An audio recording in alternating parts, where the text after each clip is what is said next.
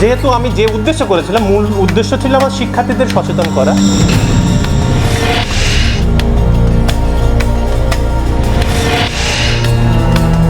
বাঘের গুজব উত্তর 24 পরগনা জেলার দত্তপুকুরের কদম্বগাছির উলা কালসারা কাদরিয়া হাই মাদ্রাসায় বুধবার সমাজ মাধ্যমে ছড়িয়ে পড়া একটি ভিডিওতে দেখা যাচ্ছে উলা কালসারা কাদরিয়া হাই মাদ্রাসার ক্যাম্পাসে ঘুরে বেড়াচ্ছে 3টি পূর্ণবয়স্ক বাঘ। যদিও ভিডিও সত্যতা যাচাই করেনি সিএন, আর এমন ভিডিও রাতের ঘুম উড়িয়েছে পড়ুয়া অভিভাবকদের।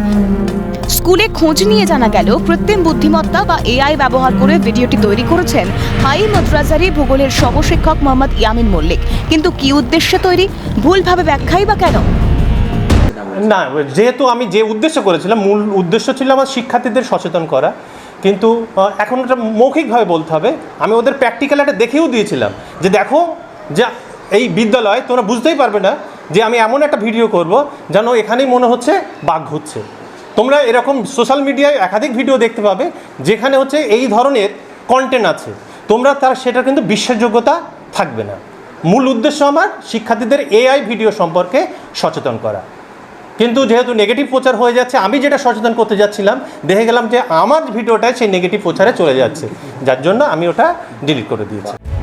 হাই মাদ্রাসার প্রধান শিক্ষক মনিরুল মল্লিকও মেনে নিয়েছেন ভিডিওটি ভূগোলের সহশিক্ষকের তৈরি। আশ্বস্ত করে পড়ুয়াদের স্কুলমুখী হওয়ার আবেদন জানিয়েছেন। সম্ভব বলতে একটা জিনিস দেখুন, এই ভিডিওটা অ্যাকচুয়ালি আমাদের মাদ্রাসার একজন সহশিক্ষক,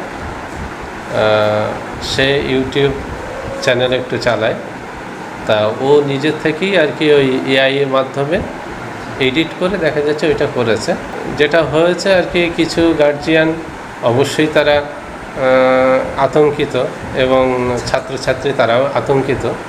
তবে এটা যাতে ভবিষ্যতে না হয় আমি আপ্রাণ চেষ্টা করব, আর আমাদের যে শিক্ষক মশাই এটা করেছেন সহশিক্ষক, তিনি যাতে না করেন বা অন্যান্য কোনো শিক্ষক শিক্ষিকা যাতে ভবিষ্যতে এটা না করেন সে বিষয়ে আমি অবশ্যই তাদেরকে সচেতন করব। কৃত্রিম বুদ্ধিমত্তা দিয়ে তৈরি করা বাঘের ভিডিওর আতঙ্ক কাটিয়ে পড়ুয়ারা কতদিনে ফের স্কুলমুখী হয় সেটাই এখন দেখার। অপু শীলের রিপোর্ট, ক্যালকাটা নিউজ।